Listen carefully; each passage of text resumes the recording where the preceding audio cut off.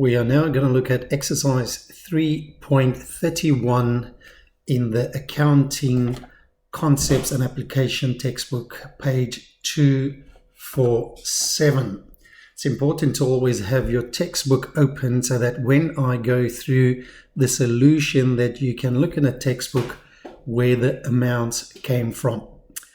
At this stage, it should be general knowledge that we do the bank reconciliation on the 31st of the month, and thus the totals of both journals will be entered on the 31st of August.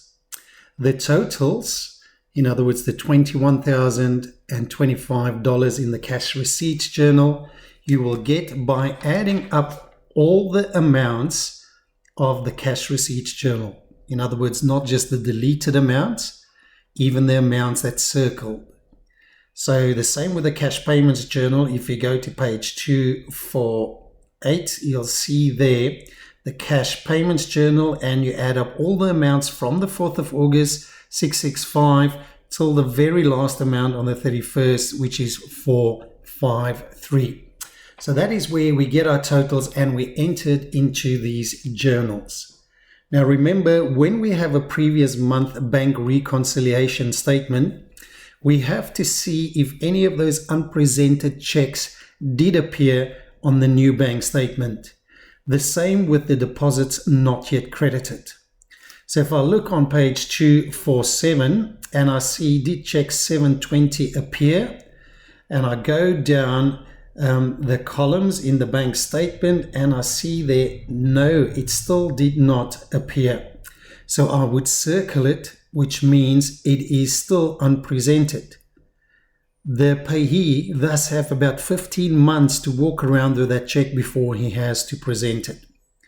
Let's see if check 725 appeared. I go to my bank statement and on the 5th, just below the word deposit, I see check 725, $75. So it was presented. So delete it in your bank reconciliation statement and delete it on the bank statement. That deposit of $245 did appear in the bank statement of August. You can see it, it's a second entry after the opening balance, so we can delete it on the bank reconciliation statement and on the bank statement.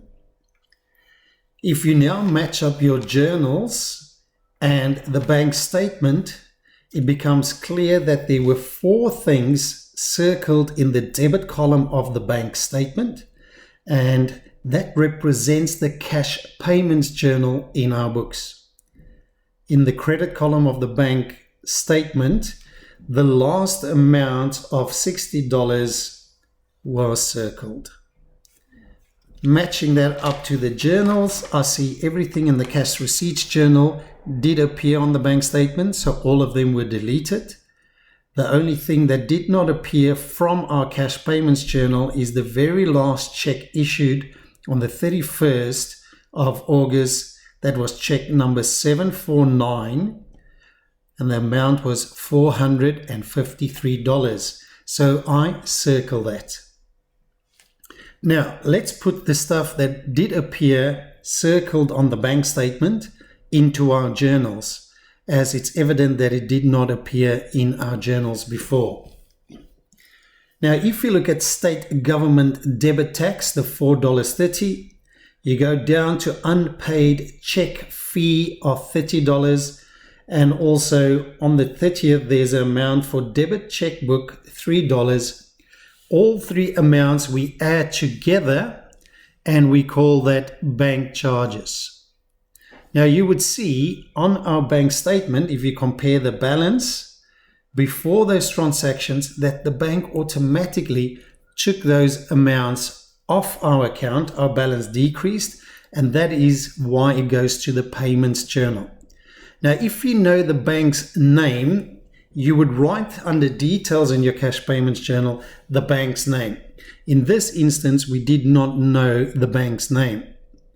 I still put the total dollars, $37.30 in the bank column. Like I said, the account involved that will be debited is bank charges. And remember, bank charges, that is an expense to the business. Where did I see it? In other words, what is my source document? And you see there in the document column, the BS for bank statement.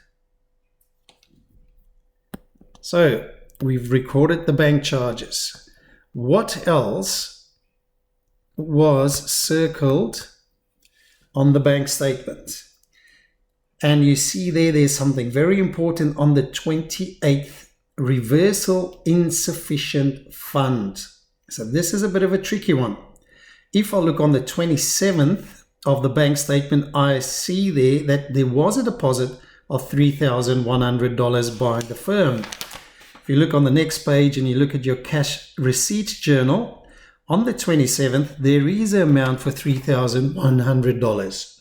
So the business did make a deposit. It was originally credited by the bank.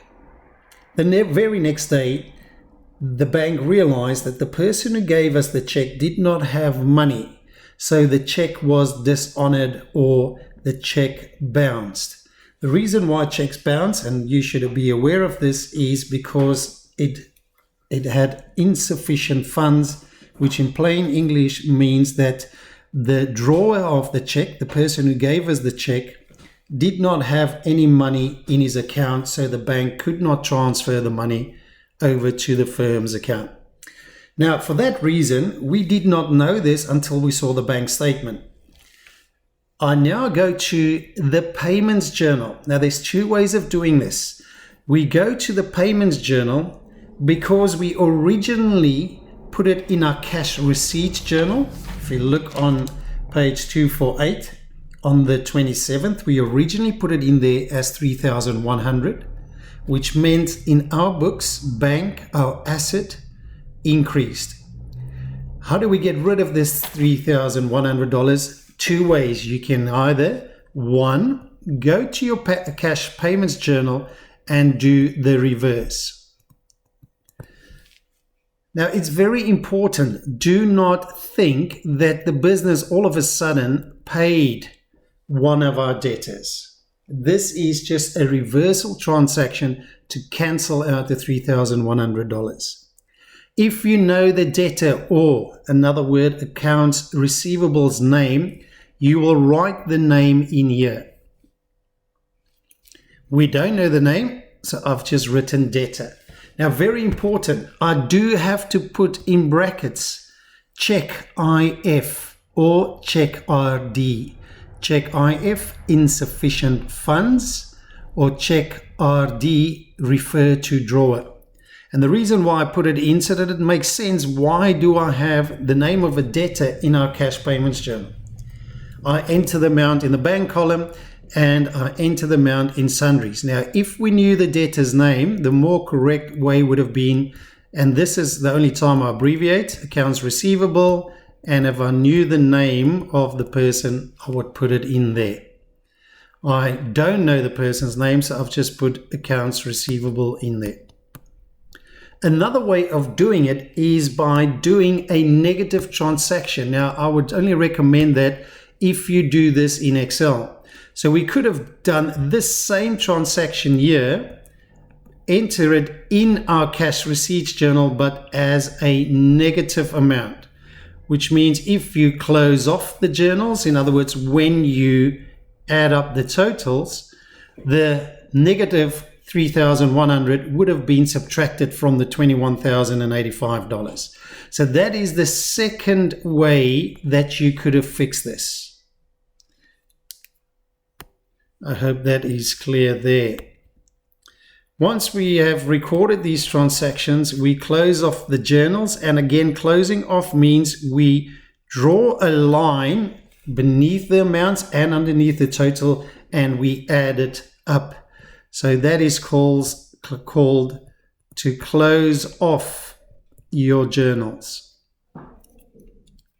Basically, you're just totaling it. The reason why we have to total it, because that is what we're going to need correcting the bank account in our books. This bank account here is the one in the firm's books. Now it starts off, and this is where dates are very important. It starts off on the 1st of August with a balance. Now if you look at this exercise, there was no general ledger account given. So where did I find the balance? You find this balance in the previous month's bank reconciliation statement. So if you go to page 247, you see there the last entry in that bank statement of July says debit balance as per bank account. And that is the balance that you enter there. And you can see there I've made a note. It is the bank reconciliation of the previous month. That's where I got this balance from. I now take the totals of my cash receipts journal and I enter it on the debit side because bank is an asset and it increased. Now important, the date changes to the 31st because bank recon is done on the 31st. I also take my payments and I credit bank because bank decreases. Now look what happens in this instance. We started off with a positive balance of $123.25. Our payments during the month were bigger than our receipts and we end up with a credit balance in our bank account. Now remember, this is the firm's book, so this is now, bank is now an overdraft, in other words a liability. And that's important to remember because it is this balance that you're gonna add and put into your new bank reconciliation statement. So we have done the bank, we have entered things that were not in our journals into our journals, and the last step is now to do the bank reconciliation statement. Again, dates are very important. When are we doing this? On the last day of the month. I start off with the credit balance of the bank statement. So if you go to page 247, you look at your bank statement and you scroll down to the very last balance, 255.95. That is the balance you put in. Credit balance as according to bank statement. We now put in the checks that has not been presented yet. Now remember when we started off, we said 720 still didn't appear. So I debit the bank reconciliation statement because that is what the bank will do once these checks are presented. The only thing that I circled in the cash payments journal, if you look at page 248, was that very last check issued, $749. That has not been presented, so the payee still has it somewhere, so the bank is not aware of it. So I put those two checks in there. And now we come to the trickiest part of this exercise. If you look at the bank statement and you see there on the 31st, there was a check number 748 for $89. And if you look at our cash payments journal, it says check 748 for $98. So the bank statement said 89, our book says 98. So who made the mistake? And this is very important. We can't guess now. We can't say, oh, the bank's always right, or we are always right. That is why it's very important to read your exercise when you start. And if you go to page 247, you see there the third line, it says, assume the bank has made any errors found. So the problem was not in our journals. The problem was, or the error was made by the bank. So our amount of 98 in our books, that was correct. So we were correct.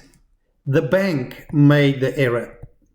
In other words, the bank did let the check go through. They did decrease our money, but they only decreased our money by $89, which means that they gave us, or not gave us, they didn't decrease our balance by the 98. So what will the bank do when they realize that? They will now go and decrease our bank account with the difference, which is $9. And that is why we put in here, correction of error, $9. Because the bank will now, once they've picked it up, in their books, go and debit us with the extra $9.